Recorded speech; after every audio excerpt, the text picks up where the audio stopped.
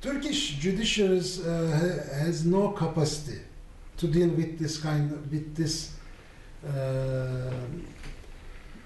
with some cases like this. I mean, with all this complexity, with the numbers of these people, etc. The prosecutor's office is ill-equipped to deal with this case.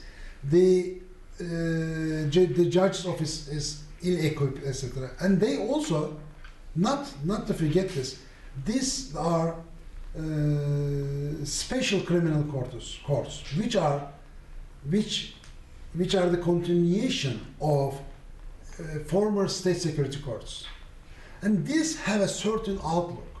They have a certain mentality. They always dealt with terrorist organizations, bad guys who fight against states, etc. So they have this terrible habit of putting so many people in the same basket instead of following individual crimes and individual links. When they connect you to the organization in somehow, they stop there and they do not make any research to establish concrete links, because you are just a member of this terrorist organization. This is one of the problem in Ergenekon case. The other thing, we have this terrible anti-terror law. There are these huge, large definitions of being member, being member of terrorist organization, aiding and abetting to a terrorist organization, etc. But since Ergenekon case, some elites in Turkey, media attention focused too much on the shortcomings. CHP, our main opposition party, they were so sensitive about the human rights violations, procedural mistakes in Ergenekon case.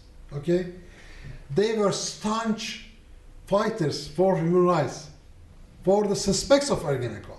Okay, but then in KGK case, apparent shortcomings repeated. They were going to be tried as suspects who allegedly aid and abet, to KGK, terrorist organization. But CHP refrained from condemning them.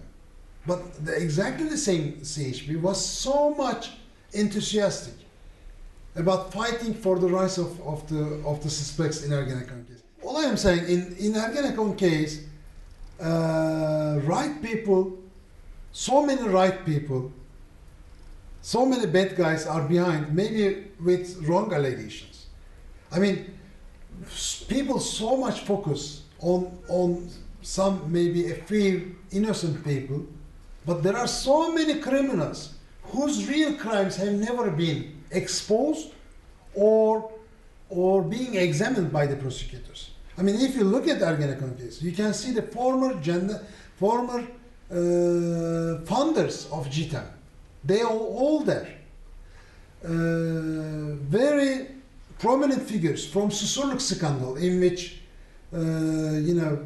all these connections between state security apparatus and mafia and other things were exposed in the 90s.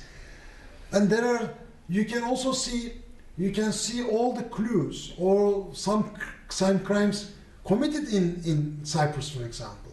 You can see some connections in Azerbaijan. You can see all these connections. You can see exactly the people who threatened intellectuals, who threatened Christians, etc. They're all behind the bars. But they are not being tried for this. This is the general problem of Turkish legal system.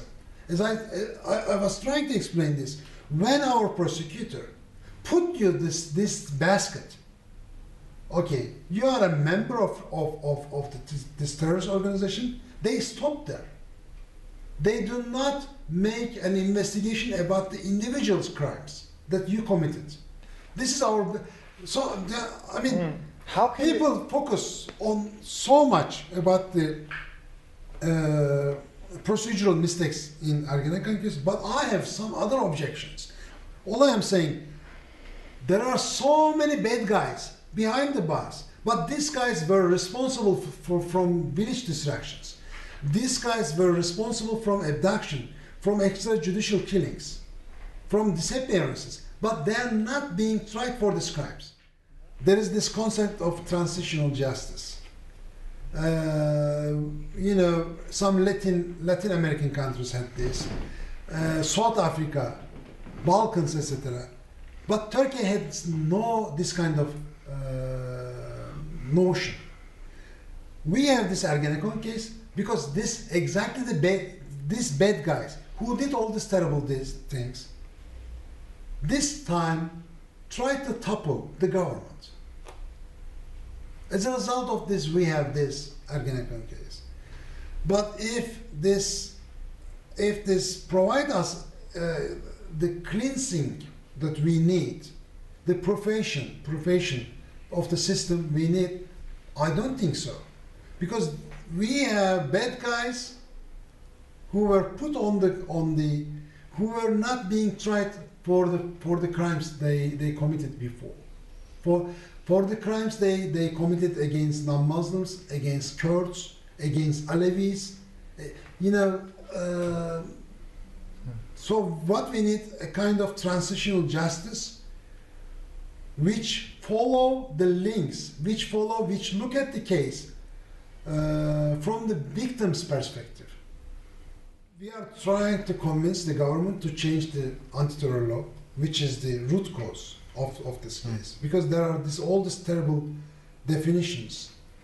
And also, I think the government show this will of to constrain this case, to limit this case for this cases for the most serious crimes.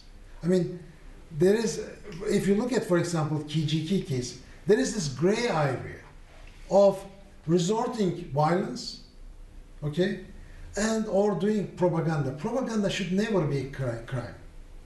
When you penalize propaganda, when you say, okay, you are doing the propaganda of terrorist organizations, etc., you step into a very dangerous zone. Then there is this serious violation of freedom of expression, etc. And I think this is the problem.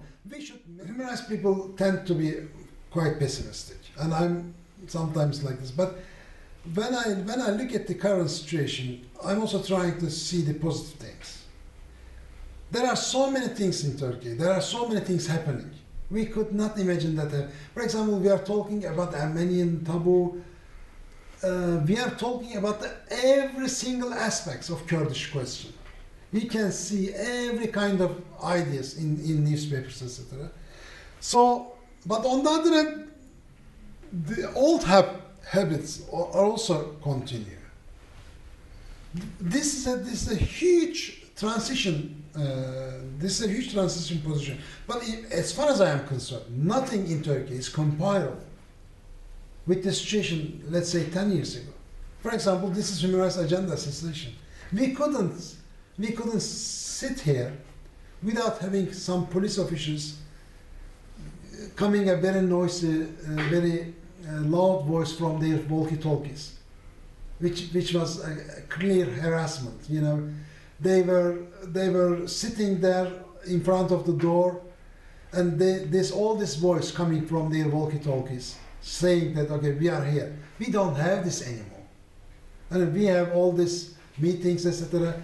So there are so many changes in Turkey, but we still have a huge, we still have a long way to go.